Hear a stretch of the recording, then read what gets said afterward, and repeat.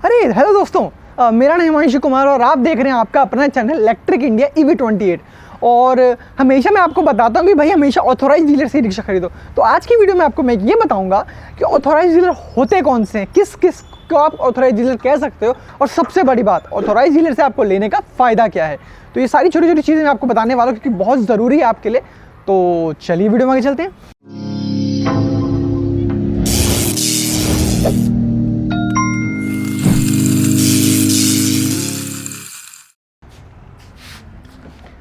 दोस्तों, जो सबसे पहली चीज़ किसी भी डीलर के पास होनी चाहिए वो है GST नंबर।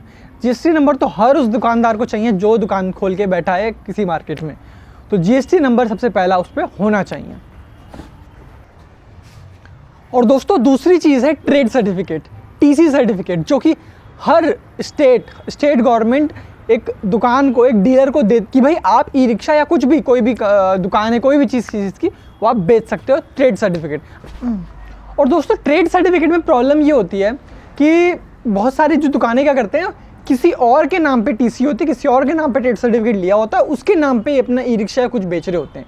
लेकिन आपको इस झोल में नहीं आना है, क्योंकि आपको करना क्या है कि जिस कंपनी का ई रिक्शा है, जिस दुकान से आप ई रिक्शा ले रहे हैं, जिस जगह से आप ई रिक्शा ले रहे हैं, TC उसी के नाम पर होनी चाहिए। किसी और के नाम पे TC बेच रहा है मतलब वो कुछ झोल कर रहा है, तो उससे भी आपको बच के रहना है। और सबसे आखिरी चीज़ कि किसी भी दुकान पे रिक्शा बेच रहा है तो जिस कंपनी का रिक्शा बेच रहा है उस कंपनी की तरफ से ऑथोराइजेशन होना चाहिए। मान लीजिए आप बाहुबली का, सारथी का, यात्री का, जिसका भी रिक्शा बेच रहे हैं उस कंपनी से, उस मैन्युफैक्चरर से आपको ऑथोराइजेशन मिला होना चाहिए। तो दोस्तों किसी भी डीलर को ऑथोराइज होने के लिए 3 चीज़ें चाहिए। अगर आप, अब सवाल आता है कि आप चेक कैसे करेंगे, अब जाके उनसे सबसे पहले उनका स्टेट सर्टिफिकेट तो मांगेंगे नहीं, वो देंगे भी नहीं, और कुछ बहाना भी मार देंगे भाई ये वो नहीं। लेकिन सबसे अच्छी बात हो जाएगी आपके साथ ये कि अगर आप, जब आप ई रिक्शा ले रहे हो या ई रिक्शा लेने से पहले कोई भी अब छोटा मोटा बिल बनेगा तो उस बिल पे उस ऑथोराइज जिससे ई रिक्शा ले रहे हैं उसी का नाम होगा, उसी का एड्रेस होगा और उसी का जो भी है दुकान का नाम होगा। अगर किसी और की दुकान का नाम है, किसी और का एड्रेस है, किसी और की, तो मतलब वो कुछ गड़बड़ कर रहा है, वो किसी और की TC पे ई रिक्शा बेच रहा है, उसकी खुद की कोई TC नहीं है। तो इस बात का खासा ध्यान रखें, इससे आपको पता भी चल जाएगा कि भाई वो TC होल्डर है कि नहीं, आपको धोखा दे रहा है कि नहीं, ये सारी चीज़ें। अच्छा, अब आपको ये समझ में नहीं आ रहा होगा कि भाई ऑथोराइज डीलर से लेने का मेरा क्या फ़ायदा, ऑथोराइज डीलर है या नहीं है, इसमें मेरा क्या फ़ायदा। तो मैं आपको बताऊंगा कि क्या फ़ायदा है ऑथोराइज डीलर से लेने का। दोस्तों पहला बेनिफिट है सर्विसिंग। अगर आप किसी भी ई रिक्शा को किसी ऑथोराइज डीलर से ले रहे हो तो सर्विसिंग सबसे ज़्यादा इंपॉर्टेंट हो जाती है। तो जैसे कि अभी मैं गया था सारथी वालों पे गया था, या इससे पहले मैं सज्जन सेल्स पे गया था, तो उन सब पे आपको साथ ही साथ, दुकान के साथ ही आपको सर्विसिंग भी फ्री मिल रही थी, सर्विसिंग भी साथ ही साथ मिल रही थी।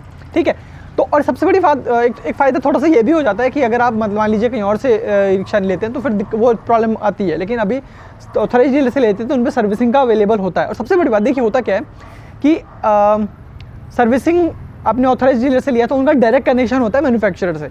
तो कोई भी अगर आपके पार्ट्स नहीं मिल रहे हैं, कोई भी पार्ट्स में दिक्कत आ रही है तो आपको तुरंत के तुरंत चेंज हो जाएगा और जेन्युइन पार्ट्स मिल जाएंगे। ना कि अगर आप किसी टुच्चे मुच्चे से कराएंगे तो फिर उसमें पार्ट्स नकली भी हो सकते हैं और आपको तुरंत ख़राब हो सकते हैं। तो उस चीज़ का भी एक फ़ायदा मिलता है सर्विसिंग का। ठीक है, दूसरी चीज़ जो सबसे इंपॉर्टेंट हो जाती है ऑथोराइज डीलर से लेने की, वो है उसकी कमिटमेंट। मान लीजिए अगर ऑथोराइज डीलर से आपने रिक्शा लिया, उसने आपको कमिटमेंट दी है कि भैया हम बोल रहे हैं कि हमने ये करना है, हमें सर्विसिंग देनी है, या 1 साल नहीं 2 साल, 1 साल कंपनी दे रही है, 2 साल तक हम आपको फ्री सर्विसिंग देंगे, या कोई कमिटमेंट कर रहे हैं, कोई भी वादा कर रहे हैं, तो वो वादा उनको निभाना पड़ेगा क्योंकि वो ऑथोराइज डीलर हैं। वो ऐसा नहीं है कि आज रिक्शा बेच रहे 6 महीने बाद दुकान छोड़ के कहीं और चले जाएंगे, दुकान बंद करके चलेंगे, नहीं। वो ऑथोराइज डीलर है, गवर्नमेंट उसको TC दे रखी है, तो वो ऐसे फालतू का छोड़ के नहीं जाएगा। तो उसको जो भी उसने वादे किए हैं, रिटर्न में वादे किए हैं, पहली बात तो रिटर्न, जो भी वादे किए हैं वो रिटर्न में, मुँह जवानी कुछ नहीं होता। अगर 1 नहीं 2 साल का बोला तो मुँह जवानी नहीं, रिटर्न में आपका होना चाहिए। और रिटर्न में अगर उसने वादे किए हैं तो सारे वादे उसको पूरे करने पड़ेंगे। ठीक है, और सबसे ज़्यादा इंपॉर्टेंट बात आखिरी की, तीसरा पॉइंट कि ऑथोराइज डीलर से लेने का बेनिफिट क्या होगा, आपको सस्ता पड़ेगा। हाँ दोस्तों, बिना किसी डिस्काउंट के, बिना किसी फालतू के ऑफर के आपको वो ई रिक्शा सस्ता पड़ेगा। क्यों?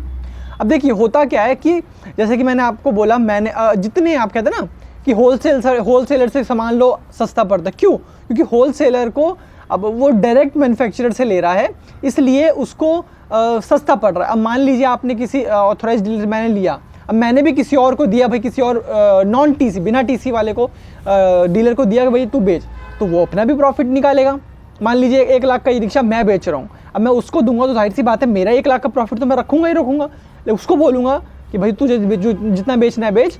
अब वो उसने बेच दिया 1,05,000 में, 1,10,000 में, तो जाहिर सी बात है 1 लाख का ई रिक्शा 1,05,000 से 10,000 हो जाएगा अगर आप किसी बिना टीसी वाले ई रिक्शा डीलर से ई रिक्शा लेंगे तो बिना किसी डिस्काउंट के ऑथोराइज डीलर से लेंगे तो आपको सस्ता पड़ेगा ही पड़ेगा विद गारंटी।